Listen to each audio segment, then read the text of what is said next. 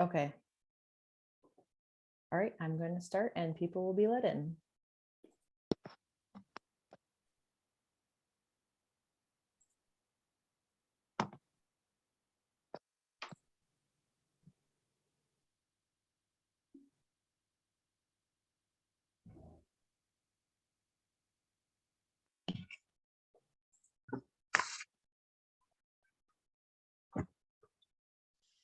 Good afternoon and welcome to everybody joining us. We thank you for taking the time this afternoon. We are going to get started in just about two minutes.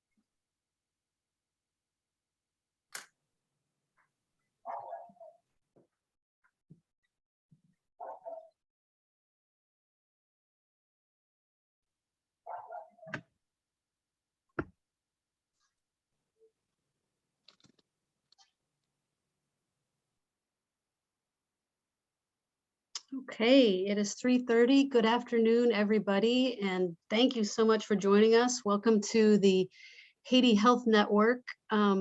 This is actually a work of our subcommittee. One of our subcommittees on leadership and operations has identified solar for health clinics as a key need in Haiti. I think I don't probably need to explain a lot behind that with the rising fuel prices and the lack of availability of fuel. This has been a huge issue that's directly impacting healthcare.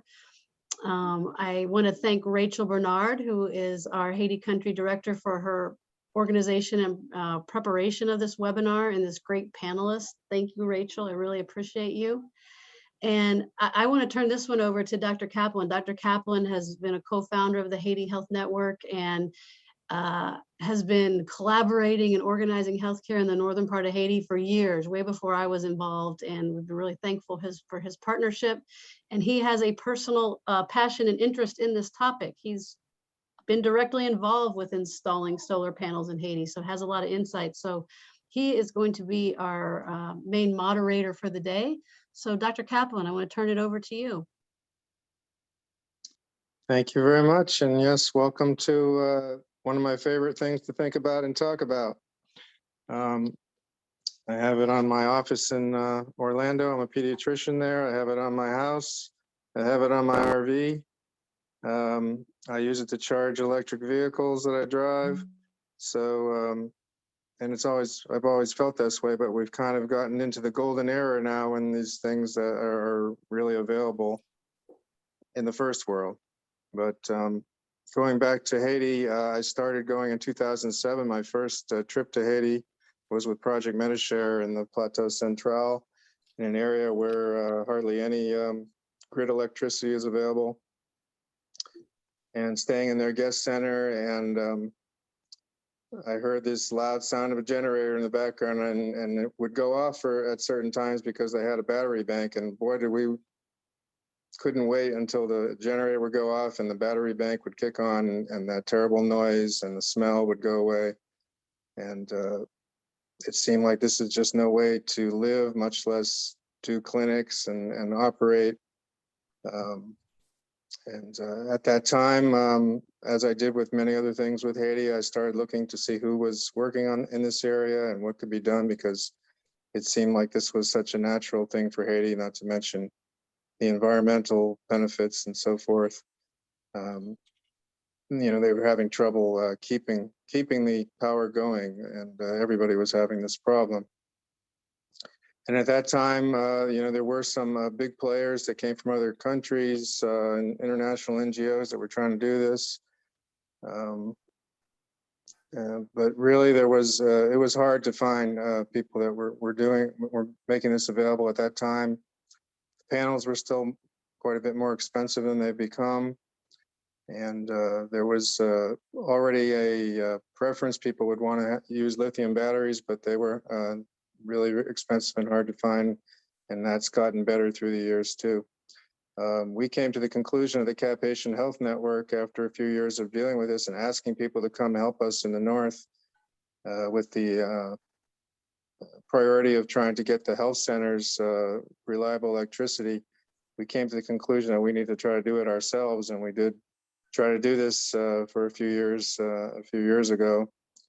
And we'll talk today about some of the challenges that we ran into that I think are some of them were getting better, but I'm sure they're in many ways worse right now because of what's going on in Haiti related to where you get supplies, where you find people that know how to do this, the costs. But certainly the time has come where a lot of people are, if they didn't understand it before, are thinking about it more because, you know, you're putting your life on the line to go get fuel to power whether it's your operations or where you're living. And if you didn't appreciate the other benefits of solar before, now it's pretty obvious that this is the way to go if you have power. And we still are in a case where most of the country and even many of the, I could say a large majority of the health facilities don't even have access to electricity at all. So for many of the smaller clinics and so forth, they're still trying to get electricity. And this is the fastest way it could be done. And fortunately, it's becoming easier. So with that being said, I'm going to turn over the for a few minutes to Nadesha and then Megan to give us a little synopsis of their organization's experiences with solar. And then we have a panel of organizations that do solar and have been doing solar in Haiti that we will get into the nuts and bolts of what's involved to have solar at your facility.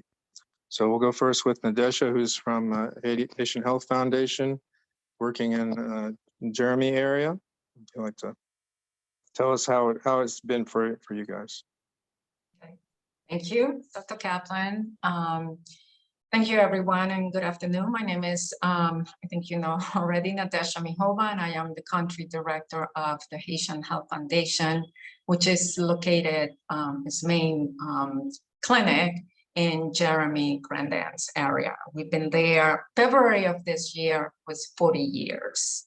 So, but it wasn't, and it's interesting because Dr. Kaplan help us visualize the nightmare of the big, huge generator, you know, making the noise and the smell and everything. Well, that's exactly what we had when I started going really in the process of taking the position in 2013.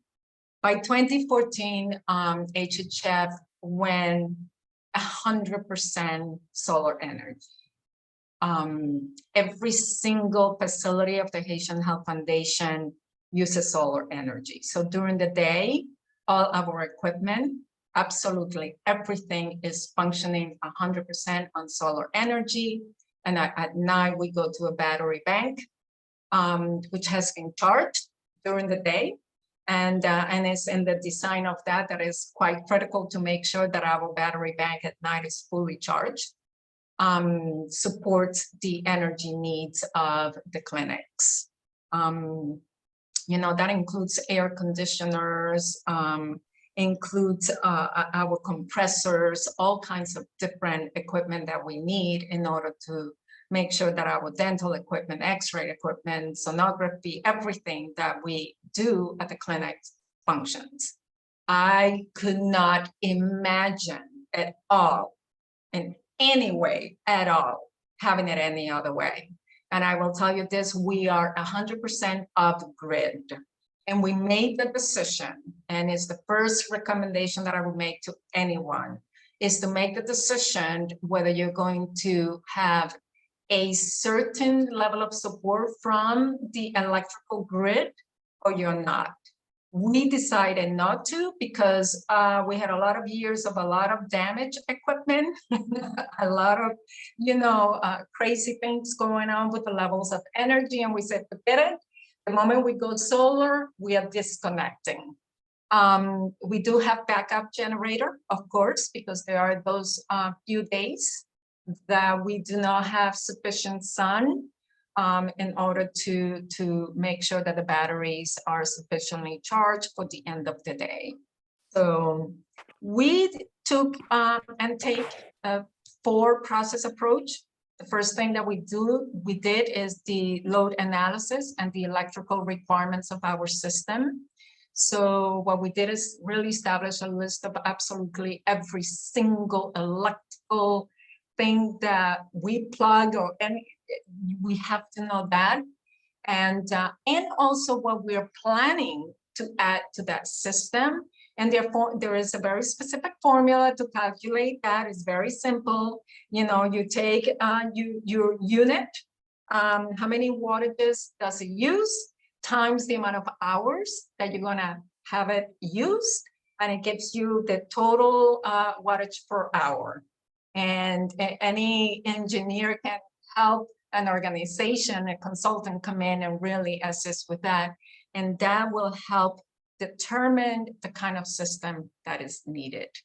HHF at the main clinic has a 48 kilowatt system. At the Center of Hope has a 48 kilowatt system. Our satellite clinic in Dair has a 24 kilowatt system, and it all has been set up due to that kind of analysis. It's also understanding, the different kinds of electricity that is being consumed, whether it's compressors, things that generate power versus those that are heat, generate the heat. That's why hair dryers are not allowed at HHF. So we do not allow those. The second thing was the system design and engineering, which again is based on the calculation that it was done. HHF did not go out and just simply, buy the best equipment, the best, brands out in the market and say, "Ooh, this is what's gonna make it work." No, it was based truly in the calculations, present and future of what we needed at HHF. It is important to have, and I see many people that are present in this panel opportunity, qualified electrical professionals, to also help assist in looking at the electrical system. What is the wiring? How is it set up across the clinics? I mean, I know that when we arrived at HHF, things were not very well laid out, and there is a famous photo of all these wires, and it was like a spider web, and we were inside that. All of that had to be redone before or parallel to the system being designed. Something critical also that I want to say is if you're using a consultant, and many of these firms that are available in Haiti, is, in my opinion, and my recommendation is that they work with a team within your organization right from the beginning, and that they are part of all the decision making, that they're part of the design, they're part of the installation, and they're part of the training to maintain that system. We have staff in a physical plant that can do that. And that was tested during Hurricane Matthew, when everything went down and we couldn't get the engineer to come in to set us up. In 48 hours, we had the system back functioning because of the training that our staff received. Make sure that they provide you with manuals as well as to how things function, that your firm does not walk out of your facility without providing you those kinds of things. I'm sorry, guys, but that's very important. And then we also have, part of the system that was installed, we can monitor from a distance. Even when I'm in the United States, we can still monitor the system and place the phone call.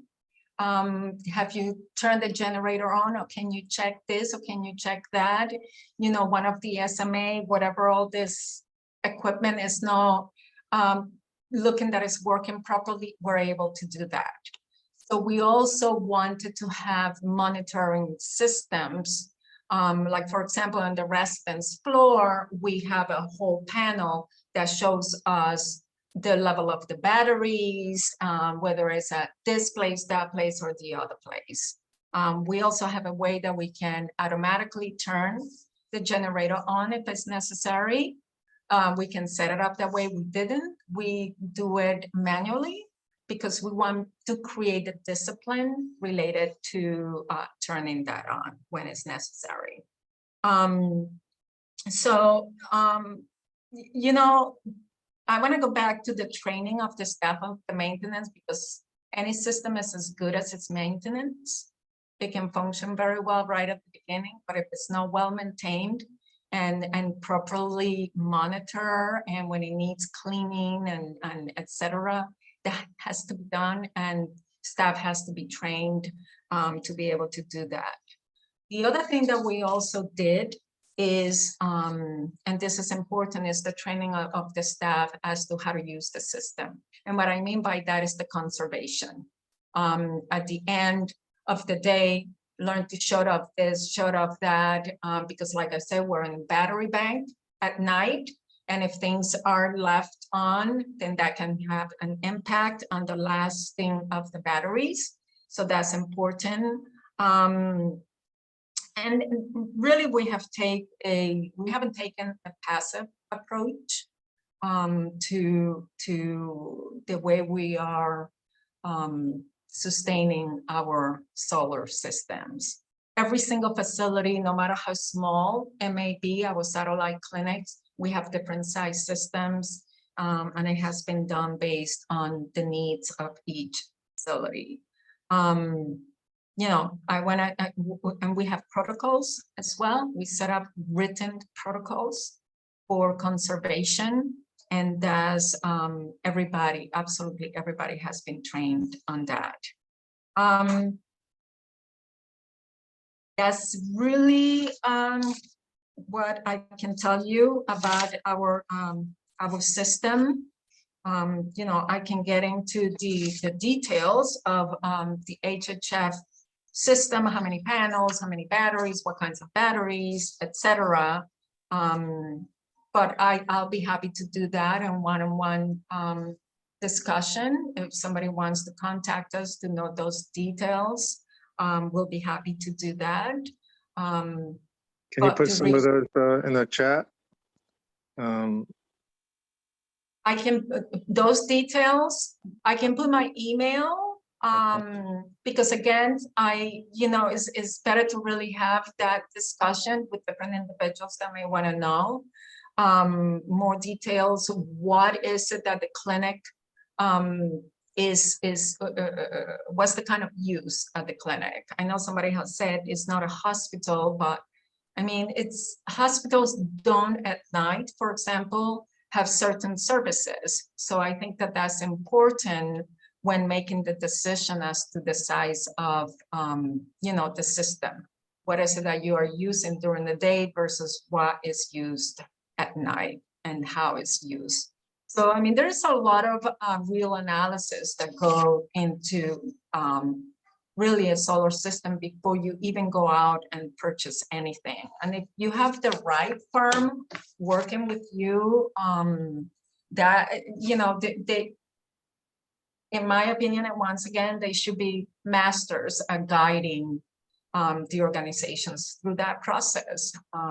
It's very important. And the other thing is, one thing that we did not do, to be honest, we did not allow them to depart, Jeremy, until we knew everything was working smoothly. Because after a few days or even a few weeks, a couple of things can happen, and we wanted to make sure that they were available to take care of things, because there is learning and there are things, you know, that do happen at the beginning of an installation. So we were very, very engaged in the process with the firm coming in. And they did, make the decisions as to what were the equipment, how many panels. I mean, sometimes when you hear the number of, we have, for example, at the main clinic, 148 some power, 320 watt each panels. Sounds like, oh, this is massive, but, again, that was the other thing that we have to think about, the space available to install all those panels. That is the other thing to think about. Sometimes we may say, oh, we want to install 70 panels. And then when you do the calculation, then you realize, well, it only accommodates this many panels. And then other decisions have to be made as to the size of the panels, et cetera, et cetera. But that, our experience with solar energy is extremely positive. I love it. I would not trade it for absolutely anything in the world. And I'm the cheerleader of solar energy, right. It's like, so that's all I can Good tell to hear. you about Can it. you, I want to ask two quick questions, and then other ones will come in, and we'll get to those later. You're going to put your email Yes. address also. What was the company that you used? And the other question is, what was the thing that kept the system down for 48 hours after the hurricane? Well, so we, Green Energy is the name of the firm that we worked with.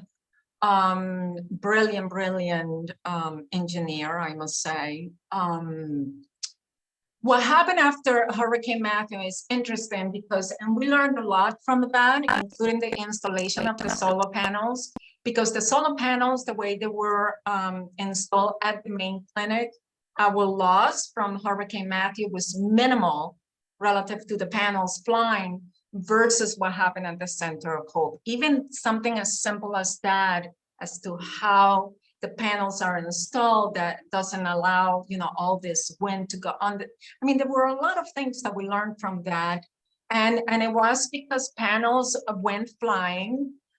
Locally, we did have an inventory, additional panels, because that's the other thing that has to be thought about.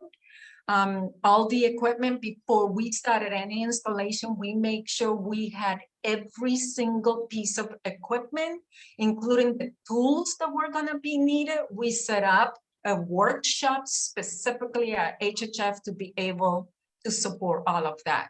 So having had all of that allowed us to very quickly repair 2 systems, that of the main clinic, because we did sustain some damage, and then at the Center of Hope, which is also the same amount of panels as the main clinic, we lost more than half, completely flown away, damaged, and it took time to replace and then reset the system. Okay.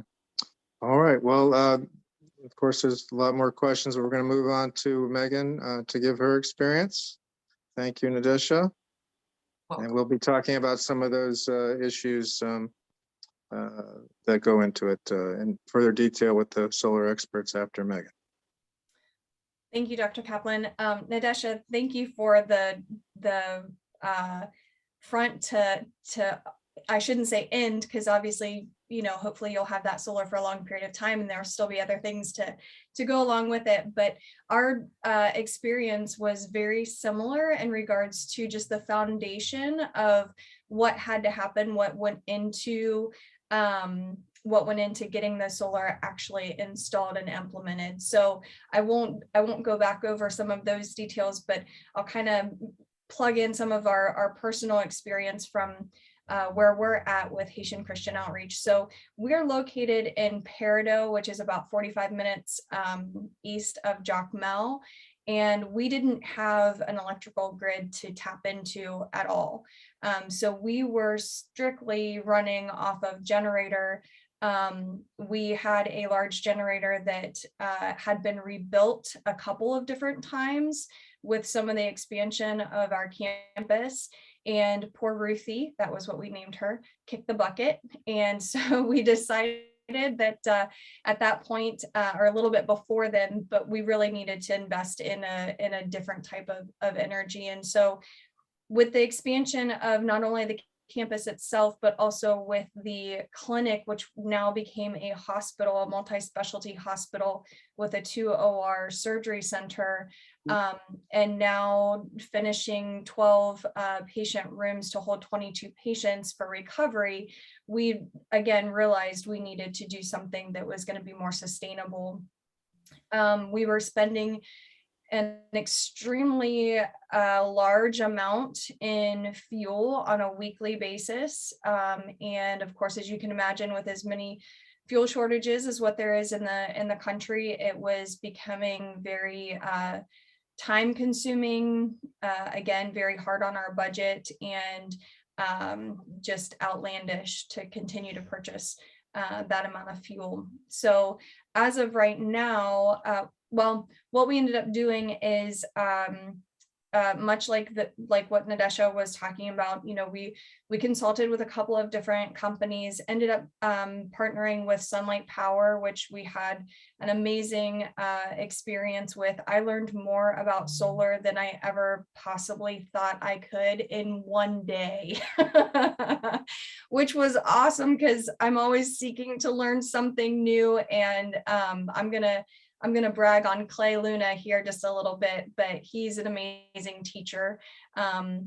And so I really appreciated his passion and enthusiasm for what he does.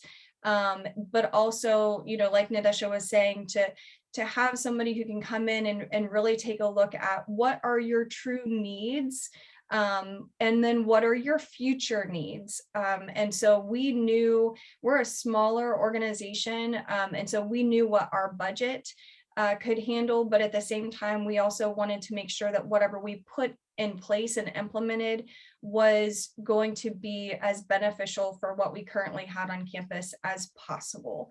And so right now, everything that we currently have on campus, except for our 2 ORs, runs on the solar. The only time that we turn the generator on is when we get ready to start surgery.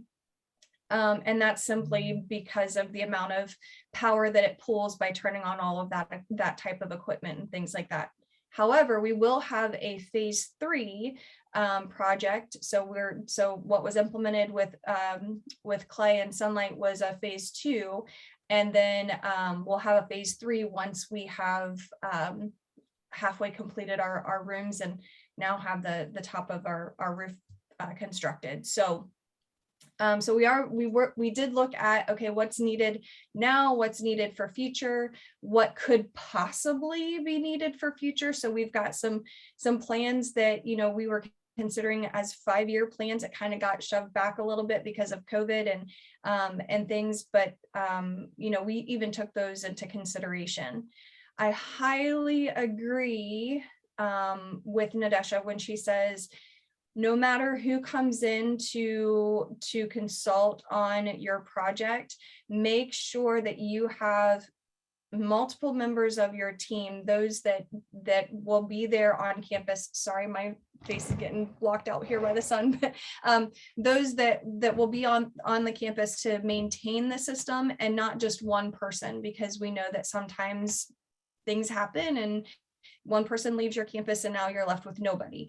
And so I really made it a part of a commitment of my own to not only be there on campus when this consulting happened, but to also be there when the implementation, when the install and implementation was being done. And again, just, you know, had a great teacher alongside of us. The team that came down with Sunlight was wonderful. We pulled different Haitians that are on our campus at all times to come help and set up and implement, install, learn right directly from Clay and his team. So, and then the other thing that I wanted to tack on is we installed our solar in March of 2020. We do still need, I have to admit, we do still need some more training, just because, again, install in March of 2020, COVID hit, and then everyone knows, you know, what's going on with the country now. So it's been a little here and there trying to get travel going back to Haiti, but the system has worked beautifully. From what we have needed to troubleshoot, we've been able to do that. I've been down on the campus when we actually had to install a second battery. Clay was available remotely to help do some of that, but then also information that he and I talked about prior to going down was, you know, so detailed yet simplistic, in a way that somebody who doesn't really know a lot about solar was able to walk our campus manager through it, and that was able to be installed. So the other piece that I wanted to just add was, I agree, Nadesha, when you were talking about the way that the panels are installed and where they are installed is very important, as far as when someone comes in to consult your needs. We had Hurricane Grace or Tropical Storm Grace that went right directly through our Peridot campus, and nothing budged. So we were very excited about that. And our campus manager, Apollon, he had texted me a couple days after the storm, and he's like, "We're all good." So we've had an extremely positive experience with solar. I 100% agree with Nadesha when she said I wouldn't imagine, you know, being without it right now or having anything else. Would definitely not go back to using solely a generator. We're thankful that we have it there for when things, you know, when it's needed and everything, but looking forward to the point where we can have 100% of the hospital, 100% of the campus on solar. Thank you, Megan. Let me ask one quick question of you before we move on to another aspect of this. What can you tell us? What was your monthly fuel bill before, and what is it now on the average? We were spending about $1,500 a week. And where are you at now? Right now, we are at about $300. So very substantial, but yeah, and there are ways to do this completely without using a generator, but you know, it means more solar, so you know, people have to do things step by step.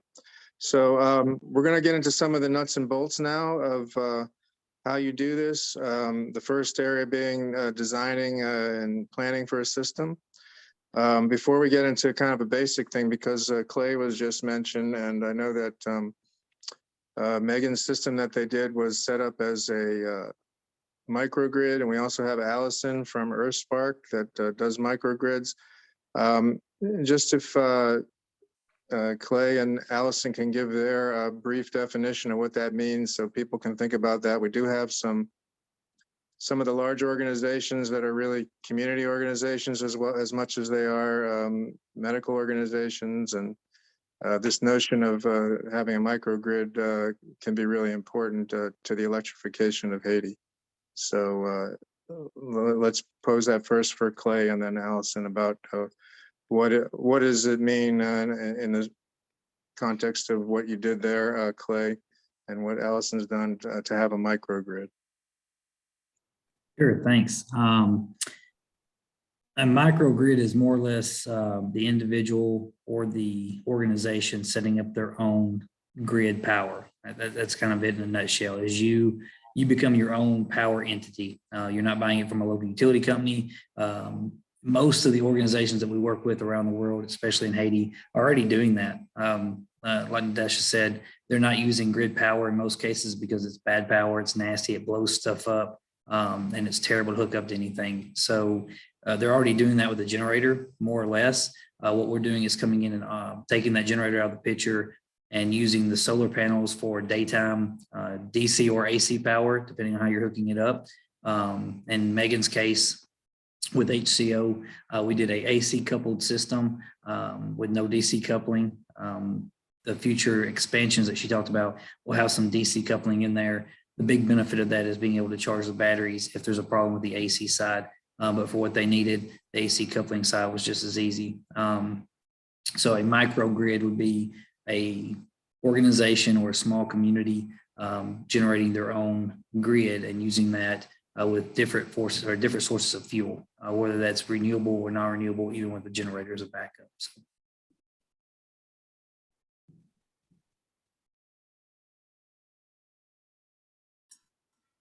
I'll take it from there. Our definition of microgrid is a little bigger. We are a utility, or we set up electricity systems that are utilities for towns. So they generally don't connect regions, but if there's a downtown area with a density of demand, then we set up the utility infrastructure that can serve all the homes and businesses in that footprint. And it looks a lot like the electricity systems that from around the world, poles and wires going around the streets, dropping down to meters at every house and business. We, from a business standpoint, had chosen to not connect health facilities just because I felt the moral hazard of having a facility that was not paying was undermining EarthSpark's mission of generating electricity and expanding access to electricity for the communities. I thought it was a good way to torpedo the business model. After the earthquake, however, we decided that we really needed to get into the business of figuring out that problem. And so we have recently connected 2 health facilities within the footprints of 2 of our microgrids in the towns of Les Anglais and Tiburon. In Tiburon, we've actually done an on-site solar plus storage sort of distributed energy resource within our microgrid. So in the event of a future natural disaster, even though microgrids by definition are much more resilient than sort of long strung out transmission lines that would go all along the coast, microgrids, fare better in general. And I will say Les Anglais was hit pretty hard by the earthquake, and we were down for 3 hours just for safety checks, and we powered back up. But we really felt that we can be even more resilient by doing these solar plus storage installations at critical infrastructure points like clinics and telcos. So that's our first sort of distributed solar plus storage within our microgrid topography, and we think it's something that we want to replicate. We're in the process of planning for another 6 towns right now with the Ministry of Public Works. And for, I think, every one of those, we're now looking to include some energy for some level of a health facility. So we're new to health. We know energy. And so I would love to learn from everyone here about the health side of things, and also how to advocate for those health facilities. The clinic in Les Anglais was nominally up and running after the earthquake, but they just didn't have enough equipment to manage the patients. And so everybody with more than a small cut required a transfer is what was really happening. And so if this community is focused on health, I would love to also learn how we as members of those communities can advocate for better equipment in those health facilities. Thanks for including me.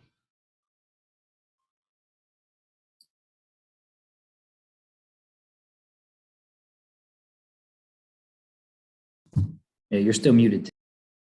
I think you'll find that the health facilities and hospitals will be some of your best customers.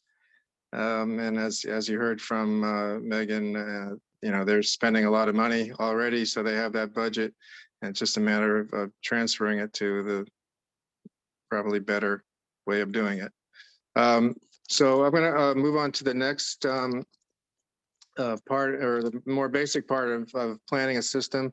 I think we going to take one of the questions that was put in the chat as an example of how to work through this, and then we'll ask some of our organizations that do installation their comments on this. Dr. Higgins, who's a surgeon near the DR border, Fon Parisian area, was asking about having he has 2 operating rooms. Is it possible to have 2 operating rooms functioning simultaneously with solar power, and how much solar power is needed? So we can take that as a jumping off point.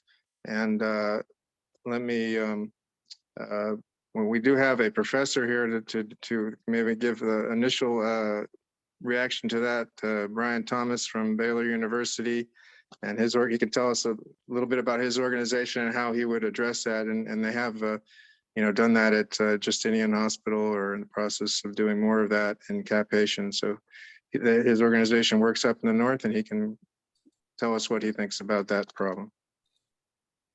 Okay, great. Can you hear me okay? Yes, thanks, Brian. Okay, so yeah, our organization is called Just Energy. We're a nonprofit in the United States, and we work in northern Haiti in the Cap Haitian area. And we started out, we wanted to support existing nonprofit organizations and other groups seeking the public good, by sort of becoming their designer, installer, and maintainer of their solar energy system. And like Ted said, I teach in electrical engineering at Baylor University. That's sort of my day job, and then try to run the nonprofit on the side. And we have a team of folks in the United States that volunteer, and we have a team of Haitians that are paid, and they together we've kind of installed 8 different systems in the Cap Haitian area, and most of them are for either a clinic, a hospital, or a support to a clinic or hospital. And our procedure looks like this. If you contact us, then we'll have our general manager, his name is McKindy Andre, and he'll probably come out to your system and look at it, like Nadesha was referencing. And we have some ability to measure the amount of power that you're actually using now. So recently we acquired some data loggers that we can put on your system and see what is it that you're using on a typical day now, if that's with grid power or more likely with a generator. And then we kind of come back and design that system. And then when the money's available, we are ready to install it and provide the training. But I think one of the things that's a little bit different about us is we really focus on all the ongoing maintenance. And again, as Nadesha said, it's good to have a person on site that can be the go-to person. But then the very next step is to have some person who's in the region who could come out and look at things. And that's why we've limited our operations to the Cap Haitian area. It's because we don't have the vehicles to drive all over the country to support that. So we want to keep we have kind of a very relationship focused model, and that's why we stay in a limited geographic area. We'd like to expand, and if you would like to donate a vehicle to our organization, we would love to have it.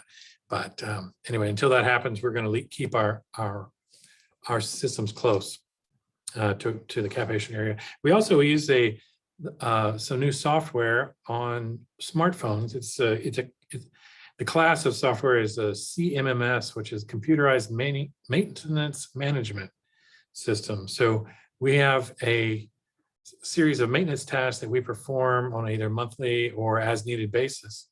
And we kind of manage that through a smartphone app that's really pretty slick, and it provides a record of having everything that we've done at your particular site. We can go back and look, and you can have access to it as well. And we have used Outback Power Systems. I saw Ron's question about that because he already knew that about ours, though I don't know if the rest of you, what other brands may be using. We like Outback because it's scalable, and this is really I am trying to get to the answer to the question. It's scalable in that just like you can add more solar panels as needed, you can add more batteries as needed. Well, you can also add more of the inverters as needed, and they play well together. They're made to be modularized so they can be added onto, and that way you can start off with a single inverter and have a simple system. You can add a second inverter and make a so-called split phase system that is 120 volts on times two, so two 120 volt lines. And that also allows you to operate at a 240 volt appliance like a water pump or, well, those are the other things it would work on. An electric range, although I don't know if I would recommend that, but it would function on electric. We can even also expand it into a 3-phase system. And that's what we did at the Justinian Hospital. We ended up putting in 6 of these Outback inverters. And we combined 2 for each of the 3 phases. Okay, so each phase is 7.2 kilowatts. And so for a total of 21.6 for that system. That's the inverter output. And then I think we have 150 solar panels, and I forget what they are, but it comes out on an individual wattage basis, but it comes out to about 34 kilowatts of PV power. So it's a little bit smaller than some of the systems that Nadesha was describing. And then of course, we go down from there as well. So to answer the question about the operating rooms, it's possible. It's just a matter of scaling. How big do you want to go? And how much, how many hours a day do you need to operate those? That's another big question. It's not just how many appliances can I turn on, but how long can I leave them on? Because it's ultimately we're consuming energy here, and that energy is built up over the day and then depleted as we use it. So I'm not sure how well I answered your question, but I think the answer is yes. You could scale up and get a system that's large enough to do anything if the money's there.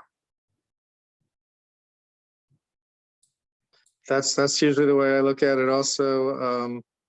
I think another limitation is the amount of sun, non-shaded room you have to put panels in your facility that's secure and within your borders of your facility as well.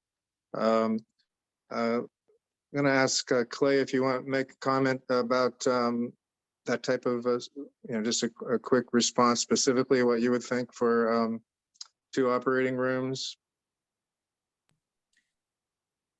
That all depends specifically on the loads. It's what me and Megan dealt with a lot. Their location, there were more, because they had the generator, there were more important things to run on a daily basis than a momentarily basis of an hour or 2 hours for operation. So that's why we went that way. To answer the question, yes, you could do it very easily. Like Mr. Kaplan said, if the funds are there, or like Thomas said, if the funds are there, then you can do anything. There's nothing you can't run off solar. If you look at the megawatt systems that are already installed in places of Haiti and DR and other places around the world, they're running, just like Miss Allison is doing. They're running towns off of these in some cases, some small, some large. But yeah, you could definitely do that. So just depends on what kind of system you need. Okay. I can tell you that, a lot of people have problems looking at their phones a lot. And one of the things I'm looking at my phone a lot, I have a Tesla energy system at home, and I'm seeing what things are using up the power that I have in my home more than others. And, it's probably obvious, but depending on the model, the air conditioning is really your big step from from a smaller system to a larger system. When you start and that's one of the equipment, when you talk about equipment in the operating room, that's really the biggest energy hog for any place, including a operating room. So if you're going to really keep it cool there for the surgeons, then you're going to have to get more solar. And if they can get by like some I've seen deal with the fans and design of the rooms to be more breeze going through and so forth, then it won't be quite as bad. I think one of So, oh, sorry. go ahead. I was gonna say, one of the other things that I really appreciated whenever we were, when Clay and I were talking about the design of the system was, there were a lot of things, and then we talked about like, is it possible to run two ORs strictly on solar, and at the same time, there are other things that you can do in order to minimize the amount of load that you're using at a time as well, such as updating, like for instance, with our clinic, we needed to update some of our lights to like LED, or put timers on our lights so that they're not on all day long. Our surgical lights, before I came on board, we had all the equipment that we have in the ORs was already there. It got set up, but they're old lights, they're not LED lights. They take up a lot of power. And so updating a lot of what you're using is a good way to ensure that when you do make that decision for the right type of system to put in, you're getting the most out of your solar that you possibly can. And I think Nadesha hit on it too, whenever she said, making sure that everything is turned off, and having some of those timers on the lights and things like that, just that little update really does make a big difference. I know when we did the systems, we gave away LED bulbs because, if you have incandescent bulbs still there, you're going to be bleeding your system down, and nobody's going to be happy about that.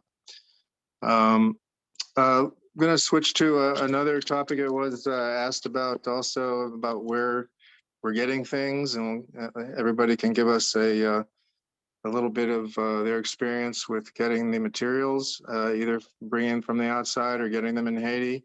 I'll introduce Kevin Keene, who's on the panel also, who has another solution that could be of benefit to a lot of people. He can talk about it first, and then we'll see what everybody else says about where they're getting their materials to do the systems. So, welcome, Kevin. Thanks, Ted. So I'm Kevin Keene. I'm with the nonprofit organization Brighten Haiti. And we do a few things Brighten Haiti does.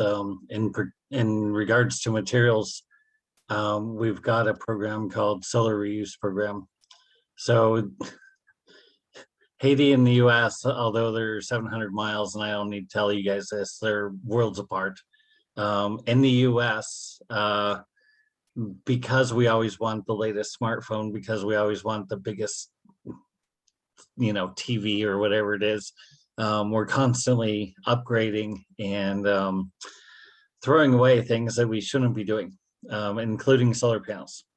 So this year alone, the United States is going to be sending 22,000 tons of solar panels to the landfills, which is staggering to me when everybody on this call, needs energy. And so one thing that Brighten Haiti does is work with solar industry partners to get good quality solar panels that are used, good quality, and we send them down to Haiti so that we can provide low cost solar systems to Haiti. So it keeps it out of the US landfills, and it provides a much lower cost of energy for Haiti. The challenge, of course, is testing the materials, making sure that we're not sending any junk down there with no landfill or recycling in Haiti. That's the last thing that we want to do, but providing that we are getting good quality materials, then it makes a lot of sense. And so we've been able to get nearly a megawatt so far donated. And the biggest challenge that we have is shipping and freight, customs duties. You guys all ship things to Haiti, and it's a nightmare. We've got a really good partner that we work with, Food for the Poor, who has taken on most of the logistics for us, which has been wonderful. If we tried to deal with Haitian customs, we certainly couldn't do it. So that is one area that we are doing. And if we can help benefit your clinic or hospital, with that, providing you guys for your lower cost solar panels, then we'd love to do that. The other thing that Brighton Haiti does is train Haitians to install solar energy. So we've got a solar apprenticeship program in Titinian, and Rolligans are solar instructors on the call with us. He's training 20 young women and men on how to install solar.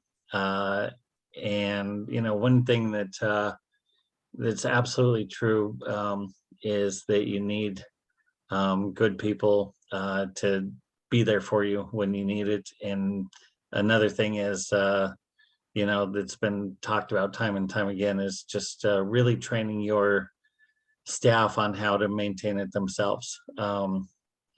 So if Brighton Haiti can help, train your staff, then we're happy to.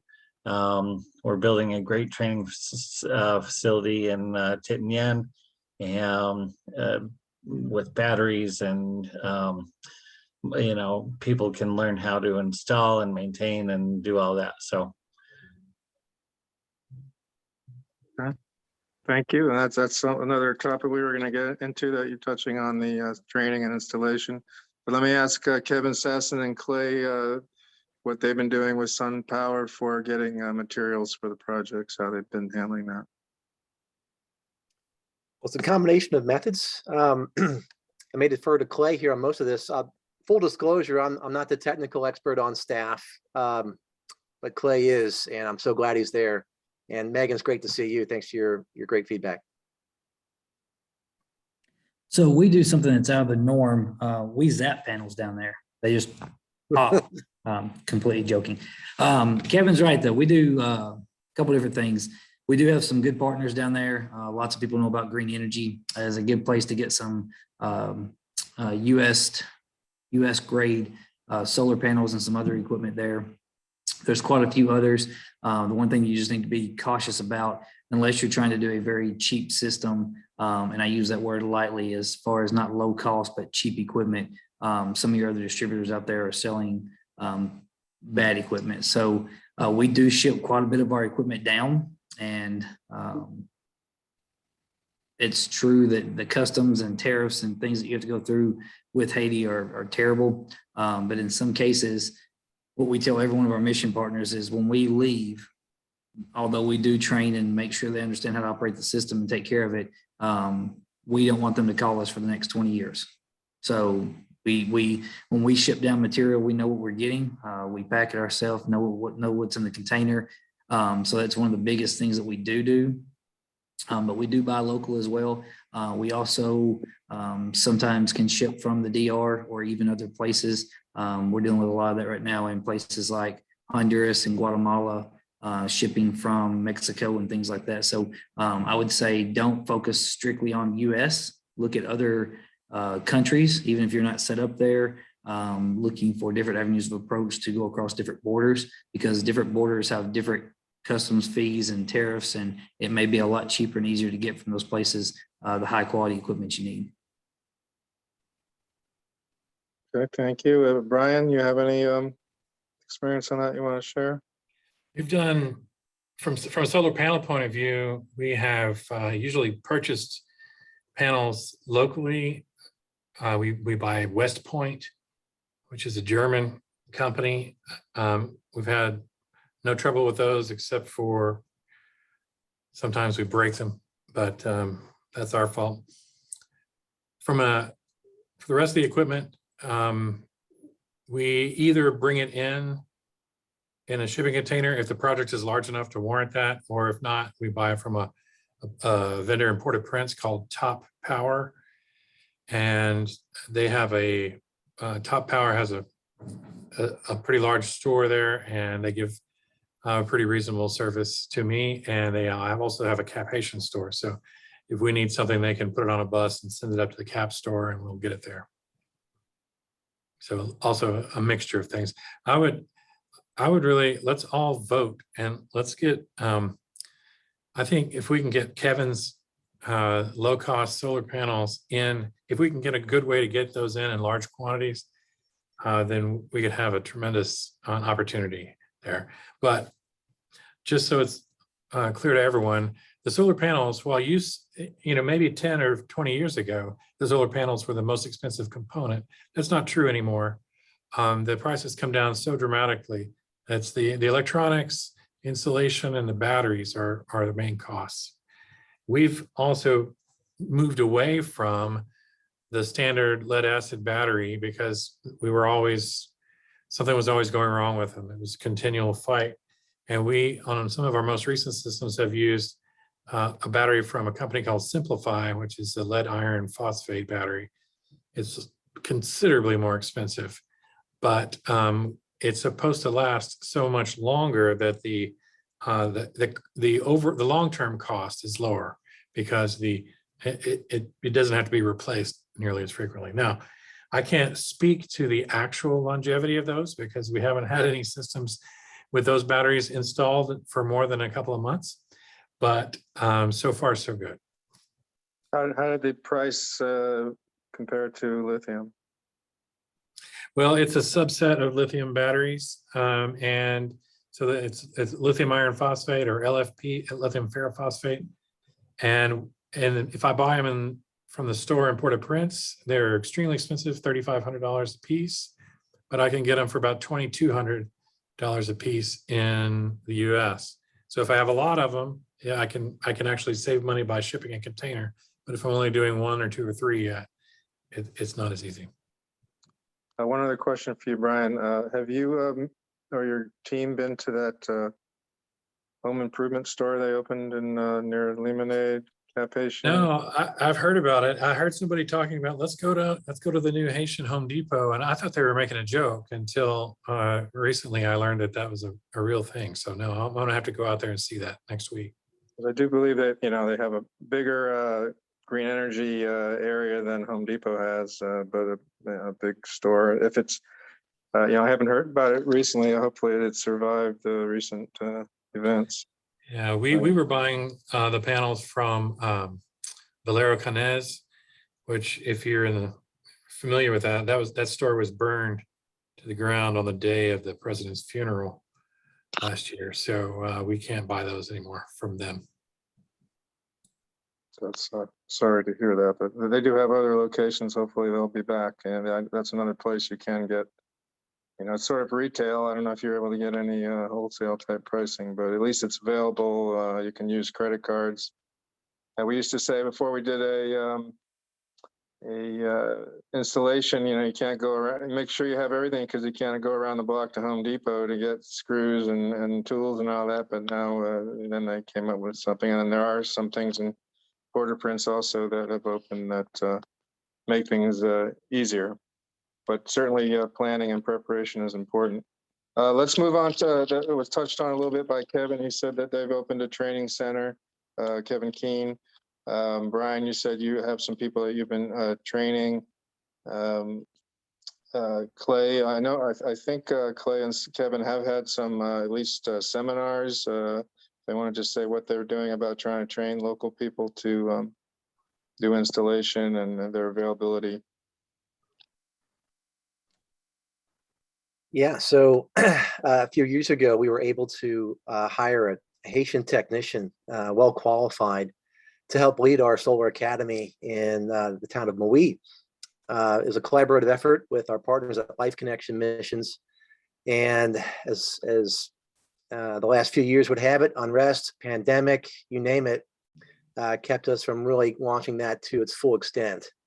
But while we did have it online, it was able to at least provide a couple training sessions that Clay was a part of.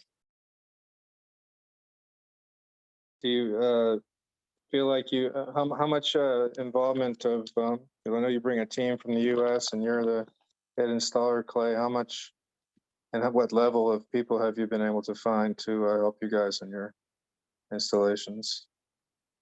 It usually depends on the area. Of course, the more outlying areas, not as many. Anywhere in the Port-au-Prince area, we've been able to collaborate with other mission partners or other organizations that are training and get some qualified electricians that are Haitian that have either went through electrical or solar itself We have another organization that we're collaborating with, Extolo, in the Bear Sea area.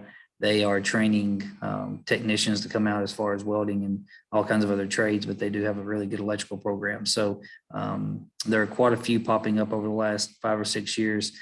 Cap Haitian, I know there are quite a few training programs up there. We've put solar on one. The name of it eludes me, but they have a really good training program on the electrical side as well. And so we've been able to train a lot of the Haitians that have worked with us on the systems that we do while we're there, and then been able to incorporate them into many other systems. One thing that I was thinking about when we were doing installations, we really had trouble finding people.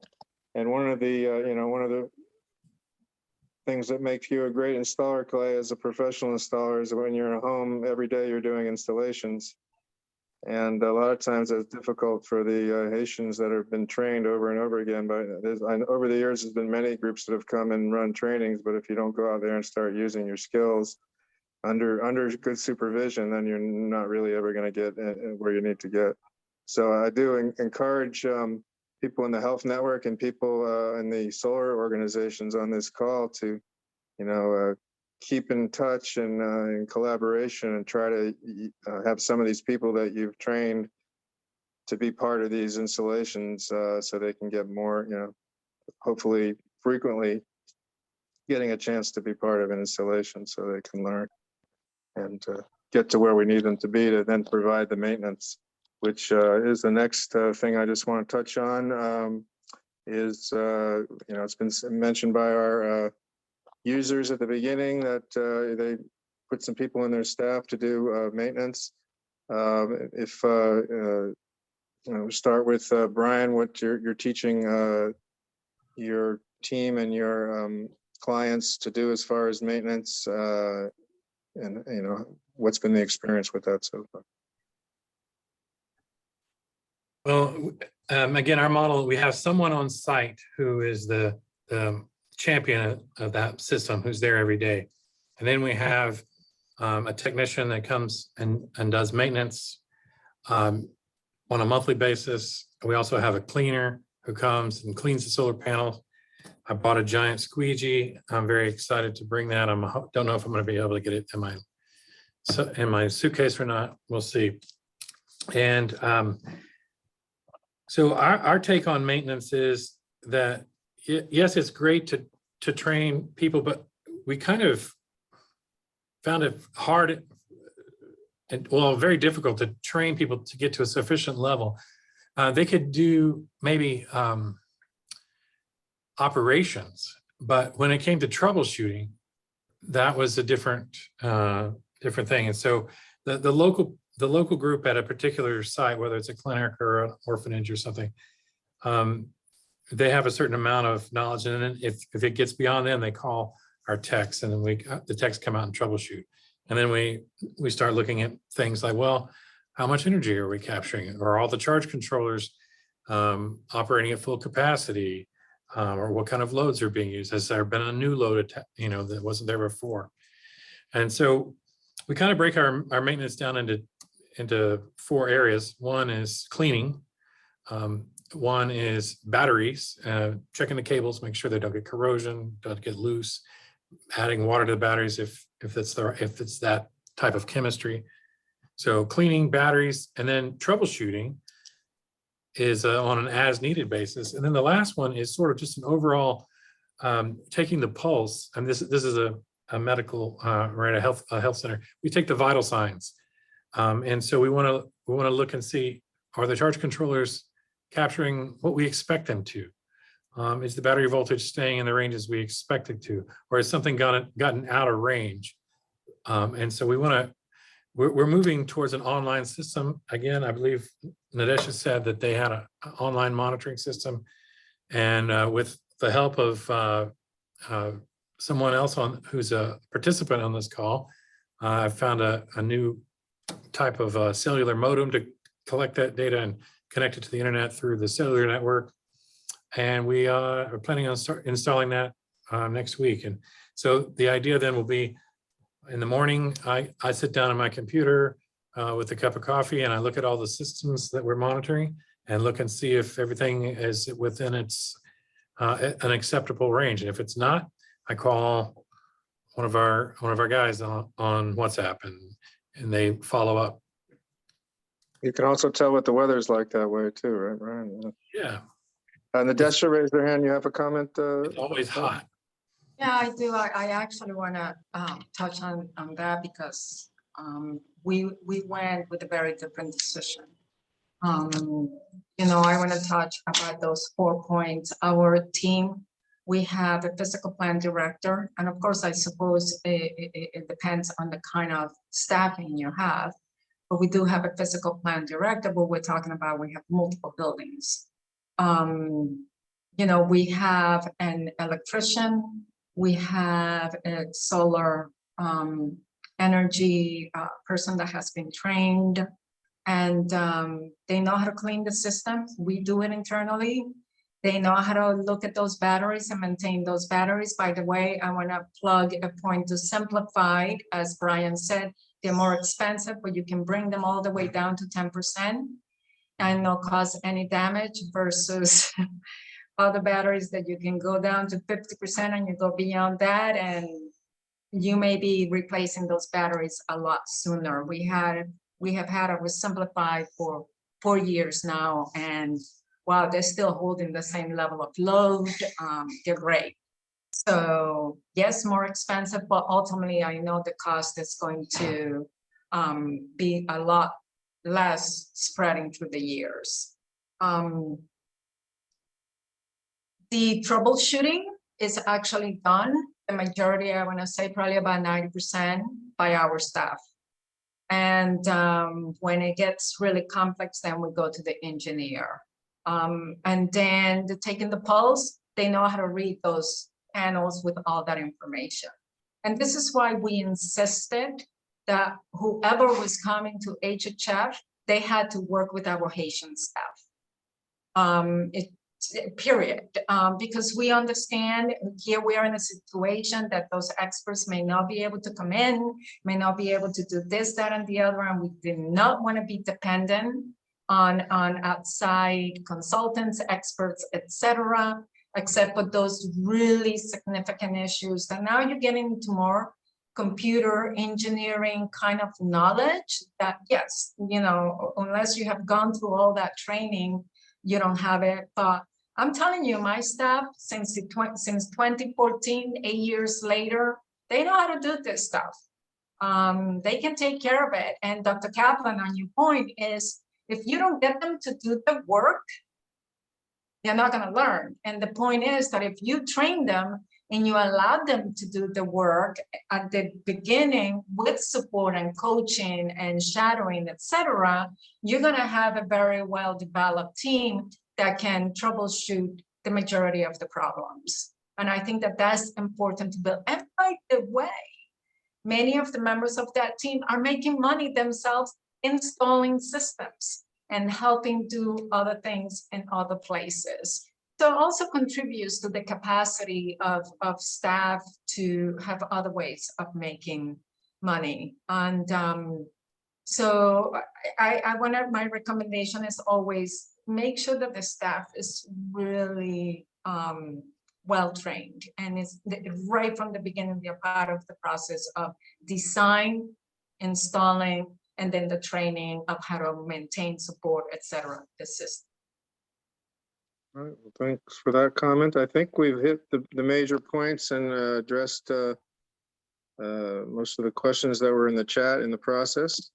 So I appreciate everybody's attendance and the great panel. Thank you so much for joining. I think Barbara and Rachel will take care of sending some follow-up to the people that registered, including contact information. And we hope to see more solar systems out there in Haiti and lighting up Haiti in this great way. Mark's asking about the cost. That's a probably a big discussion. If anybody there wants on the panel can give a quick dollar per watt cost and willing to do that, we can take that answer.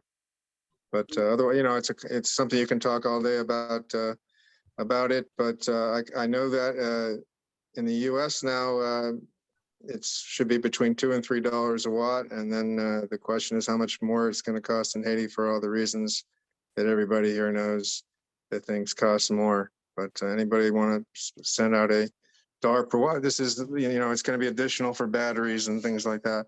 But just for people to think about how much solar system they need to get, how many dollars per watt would it be? Hey, Anybody Ted, want? I'll Yeah. kind of answer this. We have kind of a unique model. For smaller, I would say for clinics, this isn't the right approach for hospitals because you need a much larger system. But if anybody has a small clinic that needs basic electricity, Brighton Haiti can get solar for $1 watt.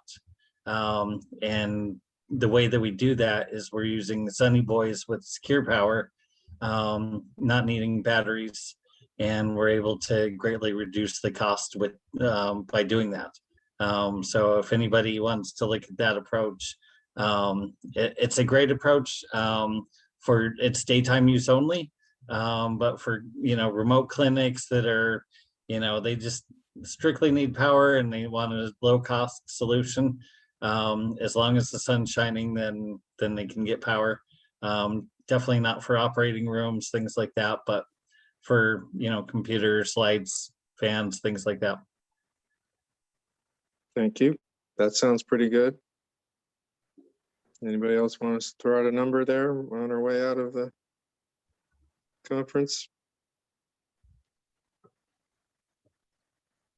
I can tell you that in the case of Brian and with Sun Power, they're also, they're both NGOs, charity organizations, so they do help. But I don't think there's too many cases, and I don't advise people wait until someone's going to come and completely donate the system to you, because in the meantime you're going to spend a lot of money and a lot of heartache in the meantime. So it's really time to, if you have an energy budget, which I think most of the people on this call have or needs, think of that versus the costs.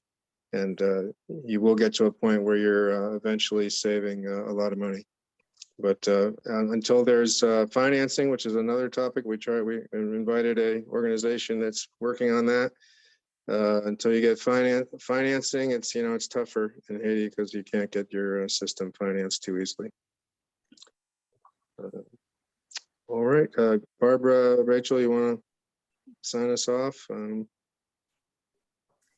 Sure. Yeah, Go ahead, Barbara. Oh, fine. I just thank you. I was just in there. This was a great discussion, y'all. Great. Thank you for moderating, Dr. Kaplan, and thank you all for participating. I think, man, I learned a ton. I hope it was valuable to everybody else. And thank you all again for participating. We really appreciate all the work that went into this, because I know that is a lot. We thank you guys for sharing, and we really hope it's valuable for HHN members, and we'll share this out. We know that's been a topic that everyone's asked about, and we really are grateful. Rachel, you want to add anything?